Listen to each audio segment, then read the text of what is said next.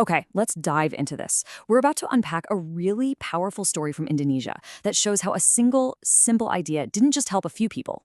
It actually transformed the lives of thousands and thousands of children. It's all about turning these narrow, forgotten alleys into, well, superhighways of official recognition. Just let that sink in for a second. This really sets the stage, right? This isn't just about paperwork or bureaucracy. We're talking about a fundamental human right to simply be seen, to be acknowledged. And for so many families in Bulucubamba, South Sulawesi, this wasn't some hypothetical idea. It was their painful, day-to-day reality. And this is the number that sounded the alarm. In 2020, this was the actual percentage of children in Bulukumba who had a legal child identity card. Yeah, you're seeing that right. Less than 2%. That number isn't just low, it's a massive fire alarm, screaming that there's a huge systemic crisis happening. So, a tiny number like that meant that thousands of kids were, for all official purposes, invisible to the state. They were there, they were real, they were part of the community, but on paper, they didn't exist. And this created this silent identity crisis that had very, very loud consequences. So you have to ask, why was the number so low? Well, the barriers were incredibly real. I mean, just imagine having to travel for hours, paying for transport you can't really afford, all just to get to a government office. Now, what if you have a child with a disability? Or if you're part of an isolated indigenous community like the Tanatoa Kajang, or a poor family living on the coast? These obstacles were pretty much insurmountable. But here's where this story takes a turn. Because it's right out of these really difficult conditions that a powerful and, a deceptively simple idea came to life. This was the turning point that would change everything. And it was called Lorong Jelita. And the name itself is just so perfect. Lorong means alley, and Jelita means beautiful. But it's also an acronym, and the key phrase in there is Jamput Bola. It's this great term from sports that basically means you don't wait for the ball to come to you, you go and get it. And that was a whole idea. The government would stop waiting and would start going to the people, right into their own neighborhoods. And this wasn't some static one-and-done plan. No, it evolved. It got smarter. It started in 2020 with a mobile van driving around. By 2021, they were working closer with partners to find the absolute hardest-to-reach families. And by 2022, they were bringing in tech like WhatsApp and QR codes to make it even easier. It was a living, breathing innovation. Okay, so all this hard work sounds great in theory, but did it actually pay off? Well, let's take a look at the results, because the data here tells a pretty amazing story. The change was, well, it was dramatic. Just look at this graph.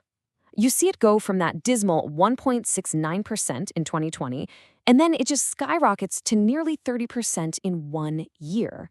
And then it more than doubles again to almost 65% by 2022. That kind of growth is just absolutely staggering.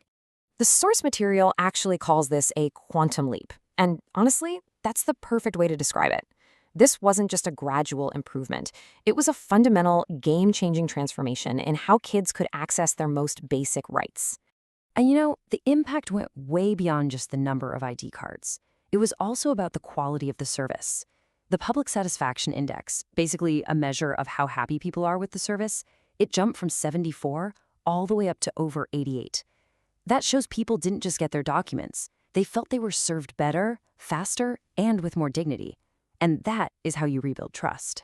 Now, success like this, it does not go unnoticed. Praise and awards just started pouring in. We're talking about the National Ombudsman, civil rights organizations, human rights groups. Bulukumba even got named a child-friendly regency. This whole thing basically became the new gold standard in public service. So, this brings us to the million-dollar question. What was the secret sauce here? I mean, how do they pull off such incredible success so quickly? Well, it turns out the answer wasn't just one thing. It was 5. The key was that the government knew they couldn't do this alone. They used a model called pentahelix collaboration, which sounds kind of fancy, but it's actually a simple idea. They brought absolutely everyone to the table. And here are the 5 pillars.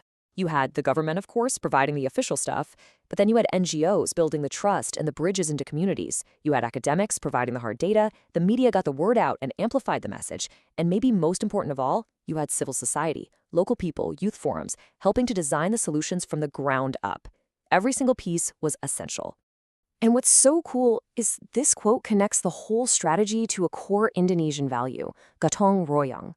It means mutual cooperation, everyone working together for the common good.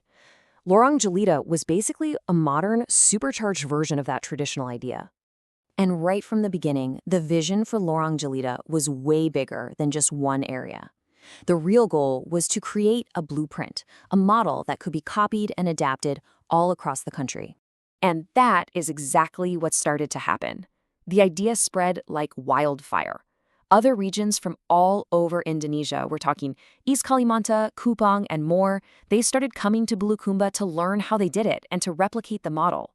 It's proof that a really smart local solution can have a massive national impact. So, when you boil this whole story down, the most crucial point is this. Laura and Jelita is about way more than just identity cards. It's about a fundamental shift in how you think about government. It's a move away from a passive state that just waits for people to show up, to a proactive state that goes out to serve its people right where they are. And that really leaves us with a final thought, right? If this simple, proactive approach could solve such a deep-rooted problem and completely change the future for thousands of kids, just imagine. How many other challenges could we solve in our own communities if we just decided to bring the solution directly to people's doorsteps?